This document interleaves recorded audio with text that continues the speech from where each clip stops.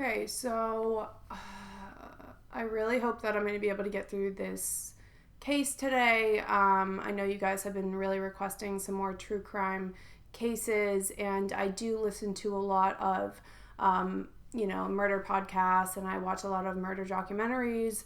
And every once in a while, I come across one that really, like, deep down to the core, absolutely disturbs me, and I'm going to try to make it through this video without getting emotional. I'm already getting kind of emotional, but it is such a difficult case. When I heard of this, I had never heard of it before, and it's the case of Johnny Ashfield. And you guys probably haven't heard of it either unless you're from Australia, because that's where this took place. But I just want to say, I know long intros are annoying, but I do want to say that this case is extremely graphic. Before I get into the details of the actual murder, I'm going to put a timestamp in case you want to skip ahead, because, I do want to say it is very disturbing. And I just want to give you guys that option. And if you don't want to hear about anything of the nature of child abuse, then please do not watch this video, because it is probably one of the worst cases that I've ever heard of in my life. So I just want to preface the video by saying that. And I'm going to jump into the case. This all happened in 1993 in Nowra, Australia. There was a couple named Gunbritt Ashfield. I've never heard of that name before, Gunbritt, but apparently it's a name. And then her husband, Brian Ashfield. They had 5 children. They were on welfare, and I think they were having a very rocky relationship. One day, Gunbritt actually smacked one of her kids, and Brian was like, this is the last straw for me. I don't want to be in a marriage with you anymore. And they ended up getting separated. After this, Brian actually went to the child welfare services to tell them, my wife is very violent. I don't think that she should be near my children. And they sort of didn't take it seriously, which is a huge problem, because if someone's husband who recently divorced someone is telling you that my wife is a danger to my children, we need to get them out of the house, that should be something that's taken seriously. But it is believed that they kind of just thought it was like a divorce squabble. Maybe he was trying to get custody of the kids or whatever. I don't know, but they should definitely not have taken something so lightly. And basically what they ended up doing was having a worker go out to the house, like a social service worker, and they went to the house 30 times. They had several complaints that she was being abusive towards her children, and even the social workers, kind of thought that was happening. They didn't want to give custody to Brian because he had a past history of drug use. But I don't understand why, if both parents are unfit in their eyes, why they still wouldn't remove them from the situation. You know what I mean? There are other options. There's foster parents. It's just, I don't know why they always give the mother the benefit of the doubt. Anyways, and she did say to one of the social workers, I am feeling violent towards my children. They should be taken away from me. And did they do anything about that? No, they didn't. And I honestly don't believe that she was mentally ill. I honestly think that she was a fucking asshole, and she shouldn't have had kids in the first place. And I'll go on to that, but that's my opinion. I don't think that she was mentally insane. I think that she shouldn't have been a mom, and she couldn't handle the responsibility, and she resolved her anger with violence towards her children, and they were all between the ages of 3 and 8 years old. So then Gunbritt, who was 25, got a new boyfriend named Austin Hughes, who was actually 20 years old. And after 6 weeks of dating, they decided that he should move in with them and their 5 children and her 5 children, which is a lot for a 20-year-old to become accustomed to. You know what I mean? Like 5 kids, that's a lot. For a 20-year-old, never mind like 1 kid, but 5 at the same time, that's a lot. Like, I don't know why they thought that would be a good idea. Plus, she had like severe anger problems. Apparently, Austin had like a history of being abused as a child. He came across a pair of underwear from the daughter, who was like 3 years old at the time.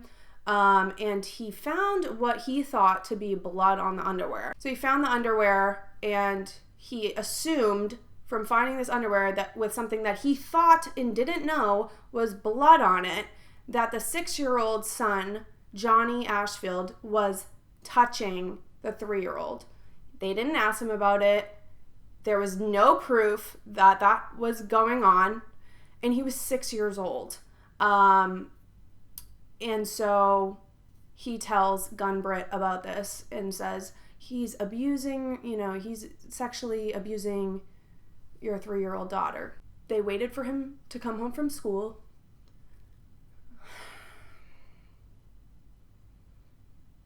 And here's where I'm going to put the timestamp if you want to skip ahead.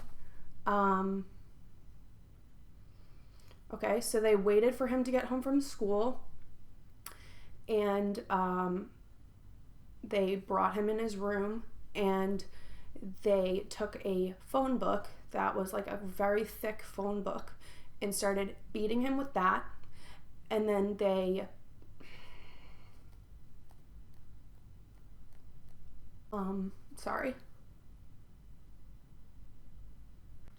So they took the phone book and they held it behind his head, and then they started hitting him with a hammer, and they did this for hours. And then they took down the curtain rod and started beating him with that until the metal bent. And then eventually, after hours of beating him, sorry, I'm really sorry, I didn't want to get emotional. After hours of beating him until he was unconscious, they realized that he wasn't moving and that he wasn't waking up. And also during the attack, they forced him into a dress because he was crying like a little girl. And obviously he was fucking crying, like they're literally beating him to death. And they also, from Gary Ashfield, he actually was one of the children, and he spoke about this publicly, that 2 of the other children were forced to jump on his body off of the top bunk, and since he didn't do it, they dropped him on his head, and now he has brain damage.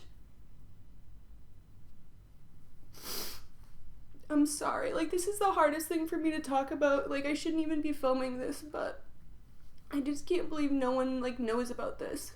So after they are done with their brutal, horrific attack on this 6-year-old little boy, they realized that he wasn't waking up, and they brought him into the shower, and they put freezing cold water on him, hoping to wake him up.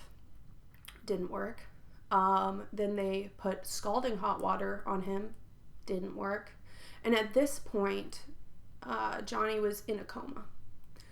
And they finally, hours later, brought him to the hospital, and they threatened their kids to not say anything to the authorities. And they actually held a media press conference, crying and saying that he got like beat up, I think, by other kids at the park or something. I don't know what their bullshit lie was. It was something like he had gotten attacked and they didn't know a lot of information about it. And they, this is what they told the police. They both, I guess, seemed extremely believable to the police until the police went to their house to investigate, and they found the bent curtain rod, the history of the social workers' visits, And there was also blood in the home, obviously, because they beat him so brutally. And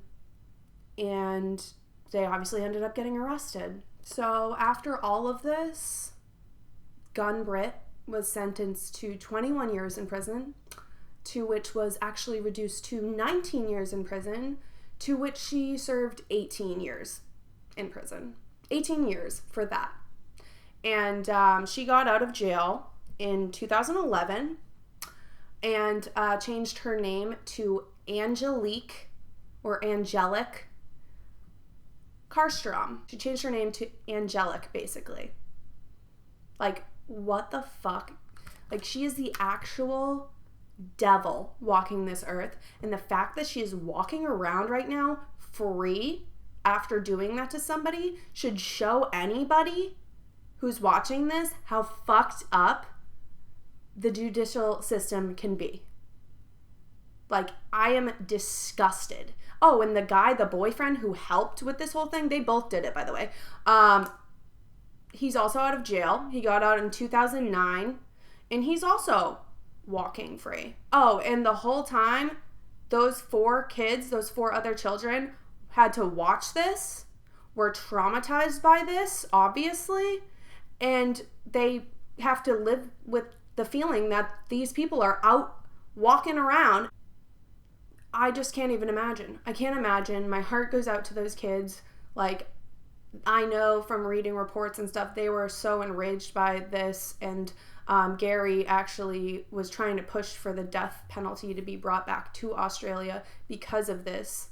And, you know, he does have mild brain damage now from this attack, and I don't know. I'm going to put the links below for the full. There is a documentary episode from Female Killers. I will put that below. I will also put the interview with Gary down below, where he goes into more detail about the pushing for the death penalty. But I honestly, like, this whole case breaks my heart. Like, I've never been so upset by a case. And I'm not, like, sensitive to this kind of thing. Like, I'm not. Like, I feel, like, pretty desensitized to it a lot of the time because I listen to so much of it. But when it comes to kids, like, this boy was innocent. They found no evidence that he had done anything to the little girl. This was just an idea that they came up with and decided to run with. And, I don't know, just is disgusting. And the fact that they are out there, like, is actually repulsive to me. How could you want people like that living in our society? It's disgusting. And, I mean, I don't know. The only parameters that she has to follow is she can't visit his grave, and she can't be near her other children, and I don't think she can be near the Austin Hughes. And those are, like, the only punishment that she has. And she doesn't deserve to be near her children or be near the grave of the child that she murdered. So it's really, like, just disgusting to me. I'm actually surprised that they both survived prison, just because child abusers usually get it pretty bad in prison. So I'm just, it's a dark case, and my thoughts really go out to Johnny Ashfield and his family. But I just, you know, I hope that they all have someone to talk to and they can find peace in their new life and know that there's nothing that they could have done. Because I know that Gary said that he felt like guilt at some times. And as a 4-year-old, there's nothing you can do in that situation. As an 8-year-old, there's nothing you can do in that situation. So, I'm sorry for being so emotional this whole time, but I just felt like it was a case you guys need to be aware of. Or if you see a child in need of help, or if you see something suspicious, or you know something's going on, report it. Please report it. Because something recently happened near where I live as well. with the child. There was an Amber Alert, and it was reported that this woman and her child were attacked and her child was stolen, when in reality she had hurt him so bad that she left him in the woods to die. And that was in the county that I live in. So these cases do go on, and I just wanted to raise awareness that if you see something like that, or you know something like that, or if something like that is happening to you, you need to get help and you need to report it, because no one deserves to live through that. And there's so many people that will help you if you reach out. If child services doesn't help, go to a friend, go to a friend's parent, do something, because it just breaks my heart that this could happen. And these kids were so young, like they wouldn't know to go to anybody. So it really just, it's such a dark case, but I just hope that, I don't know if any good can come from this video, but if it makes someone say something to somebody that they've seen something that happen to one of their friends or something, then that will be good enough for me. But anyways, I'm just going to end the video here, and I hope you guys have a really great weekend, and I will see you guys in my next video.